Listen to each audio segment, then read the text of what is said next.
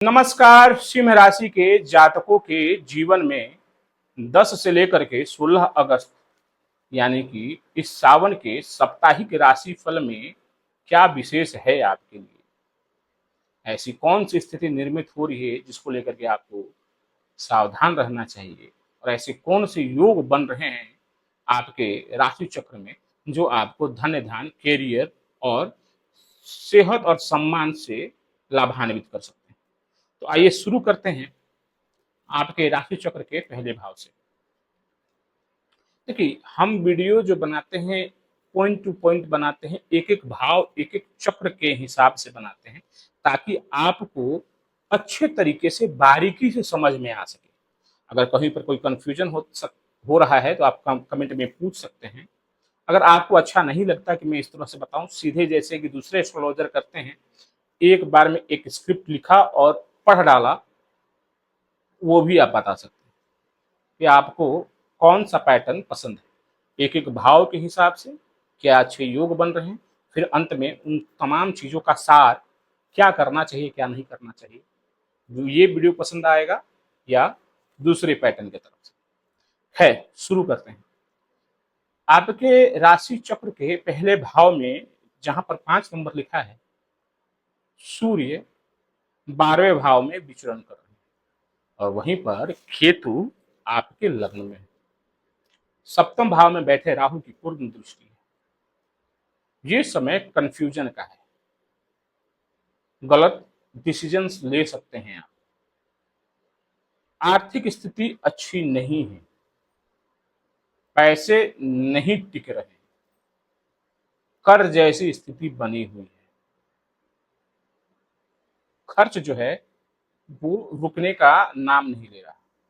वहीं पर कैरियर में ऑल ऑफ अ सडन नई समस्या आएंगी। कैसे कैसे होगा समझते हैं। केतु तो पहले से बैठे हैं लग्न में, विचरण कर रहे हैं, जो कि कहीं ना कहीं आपको थोड़ा सा इल्यूजन, भ्रम आपके भीतर पैदा कर रहे हैं। सही है, नहीं है, ये हो जाएगा, करना चाहिए, नहीं करना चाहिए। लेकिन फिर भी स्थिति ठीक थी, क्योंकि लग्न के स्वामी अगर पत्रिका में मजबूत रहते हैं, राशि चक्र के स्वामी अगर राशिधिपति अगर मजबूत रहते हैं, तो क्या होता है, एक बल मिला रहता है। तो अगर किसी प्रकार की कोई अशुभ प्रभाव में है लग्न या लग्नेश, और लग्न के स्वामी अगर मजबूत स्थिति में है, तो क्या है कि वो चीजों को पॉप अप करते हैं, मेकअप करते हैं। अभी सूर्य आपके 12वें स्थान पर है और केतु को स्वतंत्र प्रभार मिला हुआ है, जिसके कारण कंफ्यूजन, डिसीजन लेने में प्रॉब्लम बढ़ रही है, चिड़चिड़ापन बढ़ रहा है। करियर हाउस के स्वामी शुक्र जाकर धन भाव में नीच के हो गए, यानी करियर में तो समस्या है ही, आय में भी रुकावट, पैसे फंस रहे हैं। तीसरे भाव के स्वामी शुक्र बन रहे हैं और साथ में करियर हाउस के स्वामी नीच का हो जाना बिल्कुल अच्छा नहीं। चौथे भाव के स्वामी मंगल पत्रिका में लाभ भाव में बैठे, ये एक सपोर्ट आपको मिल रहा है। सपोर्ट कहां से मिल रहा है? तो सपोर्ट मिल रहा है घर से। फाइनेंशियली तो आप ब्लॉक हो रहे हो, लेकिन फिर भी आपको आर्थिक सपोर्ट मिल रहा है। आपके घर के फैमिली मेंबर आपको सपोर्ट कर रहे हैं, क्योंकि चौथा का स्वामी मंगल जाकर के लाभ भाव में बैठा है। कहीं ना कहीं से धनार्जन आ जा रहा है, काम चल जा रहा है। पंचम का स्वामी गुरु और अष्टम का स्वामी गुरु 12वें स्थान में विद्यमान है। वैसे जातक जो शिक्षा के लिए विदेश जाना चाहते हैं, स्टूडेंट हैं, विद्यार्थी हैं, उनके लिए ये गोल्डन समय है, बहुत अच्छा रहने वाला है। अगर विदेश जाना चाहते हैं स्टडी वीजा पर, निकल लो, इससे अच्छा समय नहीं मिलेगा। क्यों? चतुर्थेश का लाभ भाव में होना, यानी कि जो चाहोगे वो होगा। 11वां घर इच्छा पूर्ति का है।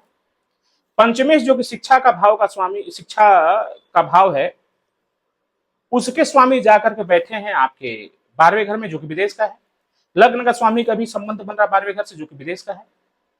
तो अगर फॉरेन जाना है, खास करके स्टडी वीजा से, बिल्कुल जा सकते हैं, कहीं से कोई रोक टोक नहीं, उनके लिए बहुत अच्छा है। षष्ठ भाव के स्वामी शनि अष्टम भाव में है, विपरीत राजयोग निर्मित कर रहे हैं। शत्रुओं का दमन हो रहा है, लेकिन वहीं पर कर्जे की स्थिति और आर्ग्यूमेंट्स, यानी कि थोड़ी सी ऐसी स्थिति। देखिए, शत्रुओं का दमन का तात्पर्य क्या है? शत्रु होंगे तभी तो दमन होगा ना। शत्रु निर्मित हो रहे हैं, शत्रु खड़े हो रहे हैं। हालांकि उनका सफाया आप कर रहे हो अच्छे तरीके से, कोई दिक्कत नहीं, लेकिन थोड़ा सा आपको ध्यान रखना है। पेट से जुड़ी हुई समस्याएं आपको बहुत ज्यादा परेशान कर सकती हैं। अगर घुटनों से जुड़ा हुआ या कोई ऐसी बीमारी जो कि लंबे समय से चल रही है, वो समय आपको, वो सारी चीजें आपके जीवन में वापस आ सकती हैं। विशेष ध्यान रखें। क्रॉनिक डिजीज अगर आपके जीवन में कुछ है, वो वापस आ सकते हैं, विशेष ध्यान रखेंगे।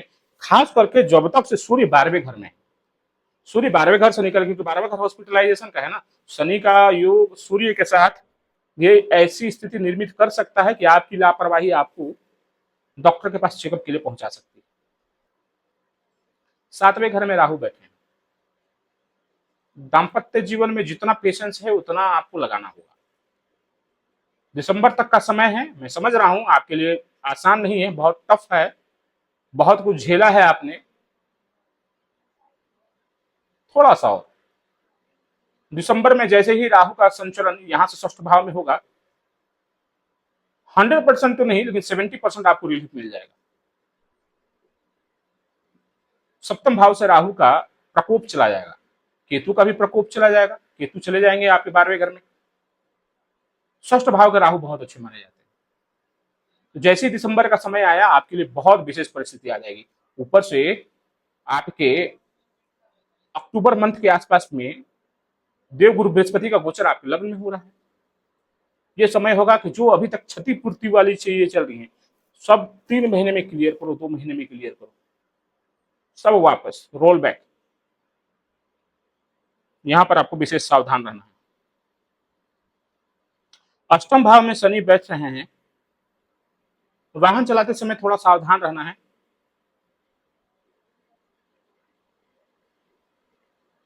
पार्टनर के साथ आर्ग्यूमेंट नहीं करना है आपको। भाग्य भाव का स्वामी मंगल लाभ भाव में बैठा है, और स्थिति चाहे जो भी हो, कुंडली के सारे ग्रह खराब, मान लो सारे ग्रह आपको सपोर्ट नहीं करें, और वास्तविकता भी यही है। बुध 5 अगस्त तक सपोर्ट कर रहे थे, अब नहीं कर रहे।